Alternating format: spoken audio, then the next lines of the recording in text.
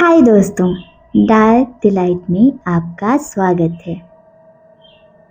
चंदन नगर, वहाँ बिमला काकी, जो कि गांव की सबसे बुजुर्ग औरत हैं, चौपाल पर बैठकर हर रोज बच्चों को कहानियाँ सुनाती हैं। सभी बच्चों को बिमला काकी की कहानियाँ बहुत पसंद आती। वो रोज चौपाल पर बैठकर उनकी कहानियों का आनंद लेते। बिमला काकी ने कहा, अच्छा बच्चों, तुम्हें पता है हमारे गांव में बहुत पहले एक नरभक्षी दानव रहता था। उसके लंबे लंबे नाखून थे, बड़े बड़े बाल, बड़े बड़े दांत और बिल्कुल एक भालू की तरह था वो। प्रताप ने कहा, विक्रम देखो जरा। सभी बच्चे बिमला काकी की कहानियां सुनकर मस्त हो जाते हैं और हमें रात में सोने नहीं देते। और वो दोनों हंसने लगते हैं। एक बच्चे ने कहा, अच्छा, अब वो दानव कहाँ है? बिमला काकी ने कहा, अब वो दानव हमारे गांव के कुएं में है। बच्चे ने कहा, क्या कुएं में? बिमला काकी ने कहा, हाँ, हमारे गांव के कुएं में। अब जो भी बच्चा पढ़ाई नहीं करेगा, जिद करेगा, वो बच्चा दानव द्वारा खा लिया जाएगा। दूसरे बच्चे ने कहा, क्या वो हमें खा जाएगा? बिमला काकी ने कहा, चलो अब सब जाओ यहाँ से और जाकर सो जाना। सभी बच्चे वहाँ से चले जाते हैं। सभी बच्चे खेलते खेलते उस कुएं तक पहुँच जाते हैं। एक लड़के ने कहा, देख बंकू, अगर तूने मेरी गेंद नहीं दी तो तुझे वो राक्षस खा जाएगा। लड़के ने कहा, हाँ, तुझे अभी भी वो राक्षस वाली बात याद है? अरे वो एक कहानी थी, बस और कुछ नहीं। अगर सच में कोई राक्षस होता तो क्या हमारे घर वाले हमें यहाँ आने देते? बंकू ने कहा, और अगर राक्षस हुआ तो? लड़के ने कहा, अरे तू भी किन बातों में विश्वास करता है? चल, मैं तुझे उस कुएं में दिखाता हूँ। कोई भी राक्षस वाक्षस नहीं है। फिर सारे बच्चे उस कुएं के पास चले जाते हैं और उसका ढक्कन खोल देते हैं। तभी उन्हें बहुत डरावनी आवाज़ें सुनाई देती हैं। सभी बच्चे डर के मारे वहाँ से भाग जाते हैं। शाम को जुगनू अपने खेत में काम कर रहा था और घर जाते समय उस कुएं के पास से गुजरा कि अचानक कुएं के पास से वो गायब हो गया। गांव वाले उसे खोज खोज कर परेशान हो गए, लेकिन वो नहीं मिला। तब से रात को जो भी उस कुएं के पास से गुजरता, वहां से फिर लौट कर नहीं आता। गांव के सभी लोग चौपाल पर बात करते हैं। विक्रम कहता है, मुखिया जी, हमें कुछ करना होगा। कुछ दिनों से जो कोई भी उस कुएं की तरफ जाता है, लौट कर नहीं आता। गांव में इतने सारे हादसे हो गए हैं, अब ना जाने वो कुआं किस किस को खा जाएगा। हमारा शहर जाना बहुत जरूरी हो गया है। मुखिया ने कहा, हाँ, अब तो मुझे भी फिक्र होने लगी है। जब तक हम इस समस्या का समाधान ना ढूंढ लें, तब तक कोई भी रात में उस कुएं की तरफ नहीं जाएगा। तब से गांव के लोगों ने रात में उस रास्ते से आना जाना बंद कर दिया। एक दिन प्रताप के बेटे बंकू को बहुत तेज बुखार आ जाता है और शहर जाने का बस वही एक रास्ता था। बंकू की हालत बिगड़ने लगी तो प्रताप बंकू को लेकर उस कुएं वाले रास्ते से ही शहर के लिए निकला। उर्मिला ने कहा, सुनिए जी, जल्दी जल्दी चलिए, शाम हो गई है। हमारा यहाँ ज़्यादा देर रहना खतरे से खाली नहीं है। प्रताप ने कहा, अरे हाँ हाँ, चल तो रहा हूँ ना। बंकू ने कहा, पिताजी, क्या सच में इस कुएं में कोई राक्षस रहता है? प्रताप ने कहा, हाँ बेटा, अभी तो ऐसा ही लगता है, पर अब जल्दी जल्दी चलो। बंकू दौड़कर उस कुएं के पास चला जाता है। उर्मिला ने कहा, अरे अब खड़े क्या हो, पकड़ो उसे, देखो वो उस कुएं की तरफ जा रहा है। प्रताप ने कहा, अरे तो मैं क्या करूं, सुबह से तो बुखार में तप रहा था और अब देखो कैसे इधर उधर दौड़ रहा है। प्रताप ने उसे रोकने की कोशिश की।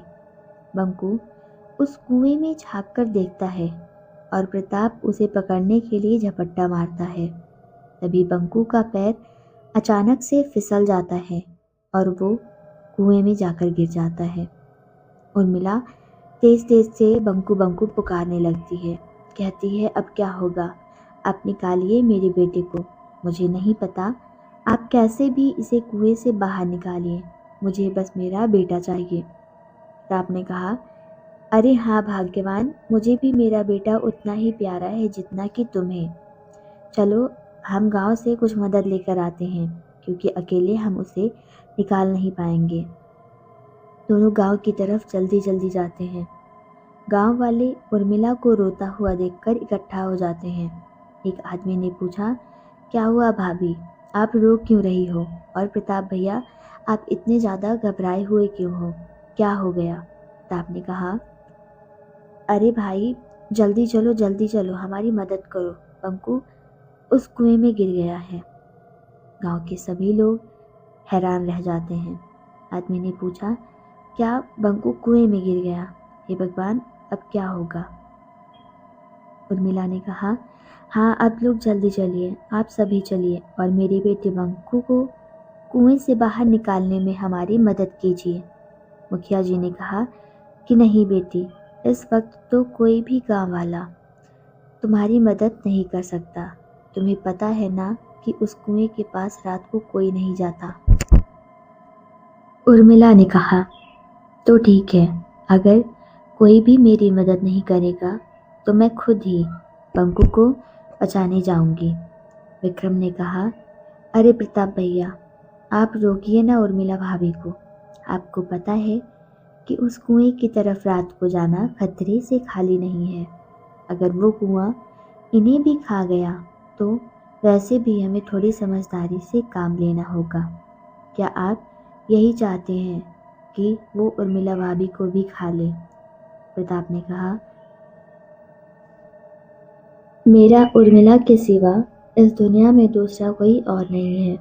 मैं उर्मिला को उस कुएं के चंगुल में फंसने नहीं दूंगा और अपने बेटे को बचाने के लिए मैं खुद ही कुएं में जाऊंगा।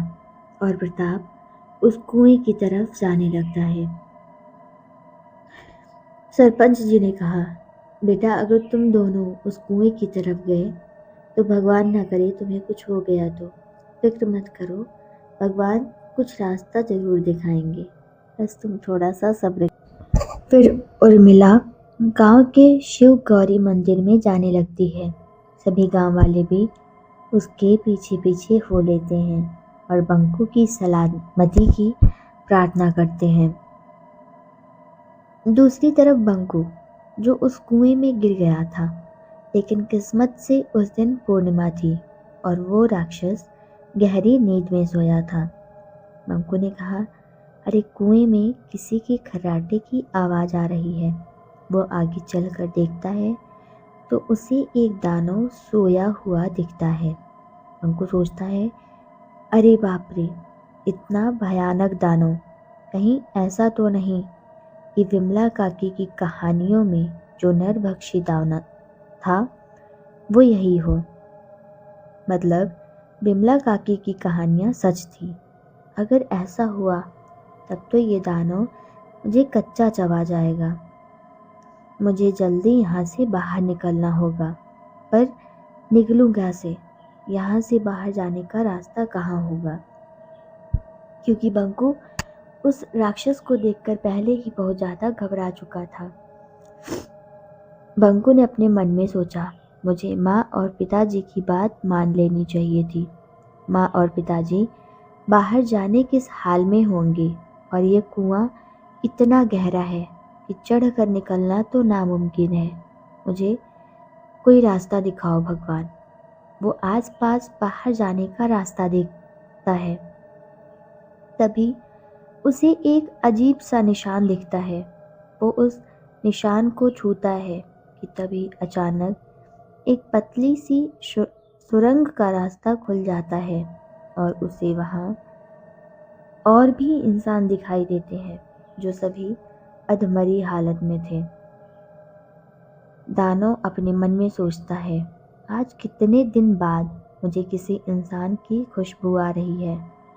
तभी उसकी आहट सुनकर बंकू छिप जाता है। बंकू अपने मन में सोचता है, अरे बाप रे, अब मैं यहाँ से बाहर कैसे निकलूँगा। अरे वो पिशाच, वो अभी तो यहीं था, यहाँ से कहाँ गया। तभी उसके पीछे से गुर्राने की आवाज़ आती है। बंकू अपने मन ही मन में भगवान से प्रार्थना कर रहा था कि भगवान उसकी रक्षा करें। बंकू पलटकर देखता है तो उसके सामने वही नरभक्षी दानव खड़ा होता है। दानव ने कहा, मुझे एक और शिकार मिल गया। अब मैं जल्दी ही इस श्राप से मुक्त हो जाऊंगा। पर वो दानव जैसे ही बंकू को पकड़ने वाला था, बंकू था छोटा ही, वो बचकर भाग निकलता है। लेकिन दानव उसकी खुशबू को सूंघकर उसकी तरफ बढ़ने लगता है। बंकू को थोड़ा सा कीचड़ दिखता है और उसने अपना दिमाग लगाया। वो पास पड़े हुए कीचड़ को अपने ऊपर लगा लेता है ताकि दानव को उसकी गंध न आए, और फिर सुरंग के एक कोने में जाकर छिप जाता है। वो सुरंग में फंसे हुए लोगों से पूछता है कि अरे काका, आप यहाँ सब कब से कैद हैं और इस दानव ने आपको खाया क्यों नहीं। काका ने कहा, अरे बेटा, अगर ये दानव मुझे खा लेता तो मुझे तड़पना नहीं पड़ता, पर जब से इस दानव ने मुझे कैद किया है तब से मैं रोज रोज मर रहा हूँ। ये दानव थोड़ी थोड़ी करके हर रोज हमारी जान खींच लेता है। बंटू ने कहा, ये तो बिल्कुल बिमला काकी की कहानियों जैसा ही है। काका ने कहा, बेटा तुम यहाँ से निकलने का जल्दी ही रास्ता खोजो, नहीं तो ये दानव तुम्हें भी तड़पा तड़पा कर मार डालेगा। बंकू ने कहा, नहीं काका, मैं आप सबको ऐसे अकेला छोड़कर नहीं जाऊंगा। दूसरी तरफ उर्मिला और गांव के सभी लोग मंदिर में बंकू की सलामती के लिए प्रार्थना करते हैं। उर्मिला ने कहा, हे भगवान, मेरा विश्वास है कि आपके रहते वो राक्षस मेरे बेटे का बाल भी बांका नहीं कर पाएगा। तभी वहां एक अघोरी साधु आ जाता है। साधु ने कहा, तुम सब मारे जाओगे, तुम में से कोई भी जिंदा नहीं बचेगा। सभी गांव वाले उस अघोरी की बात सुनकर दंग हो जाते हैं। प्रताप ने कहा, अरे आप कौन हैं बाबा, और आपको पहले इस गांव में हमने तो कभी नहीं देखा, और आप ऐसा क्यों बोल रहे हैं। साधु ने कहा, इस गांव पर बहुत बड़ा खतरा मंडरा रहा है और तुम में से कोई भी जिंदा नहीं बचेगा, कोई भी नहीं। उर्मिला ने कहा, बाबा आप तो बहुत बड़े और बहुत पहुँचे हुए लगते हैं। कृपया आप मुझे बताएं, मेरा बेटा बंकू सलामत है कि नहीं। साधु ने कहा, ऊपर वाले की मर्जी के बिना कुछ नहीं होता। तुम्हारे बेटा उसी राक्षस की कैद में है और वो राक्षस किसी को भी जिंदा नहीं छोड़ेगा। प्रताप ने कहा, पर वो राक्षस हमारे गांव में कैसे आया, और हाँ, वो हम सबको क्यों मारना चाहता है। साधु ने कहा, वो राक्षस इसी गांव का एक आदमी था जो किसी संत के श्राप के कारण उसी कुएं में दानव बनकर रह रहा है। उसने कई साल शिव जी की उपासना की और खुद को बहुत ही शक्तिशाली बना लिया, और अगर वो 11 इंसानों की बलि देगा तो वो और भी ज़्यादा शक्तिशाली बन जाएगा और फिर वो उस कुएं से भी बाहर निकल सकता है। विक्रम ने पूछा, पर बाबा उसे मारने का कोई तो तरीका होगा ना। साधु ने कहा, तरीका तो है विमला बहन, आप अभी उस राक्षस को मारने का तरीका इन गांव वालों को बताइए। सभी चौंक जाते हैं और विक्रम पूछता है कि आप विमला काकी को जानते हैं? विमला काकी ने कहा, हाँ बेटा, ये बहुत ही जाने माने अघोरी हैं, पर जब से उन साधु ने उस आदमी को श्राप दिया था, तब से हमारे गांव में कोई भी संत और साधु नहीं आया।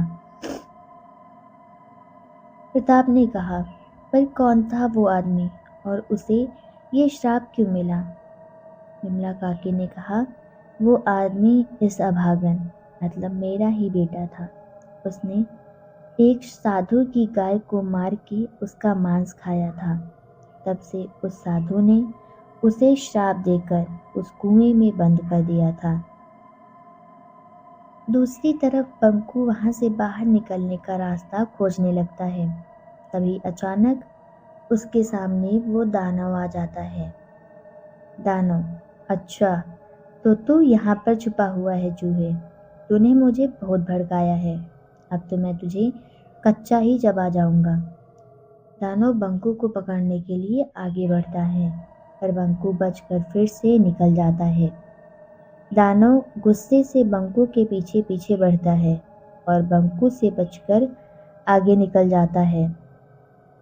दौड़ते दौड़ते बंकू एक पत्थर से ठोकर खाकर गिर जाता है।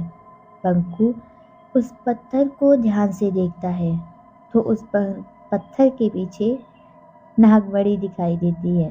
तब वो उस पत्थर को खोदने लगता है। बंकू ने कहा, अरे शिवलिंग, और वो भी इस कुएं के अंदर।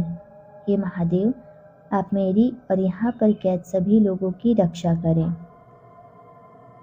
तभी दानव वहां पहुंच जाता है और वो अपने मुंह से आग के गोले बरसाने लगता है।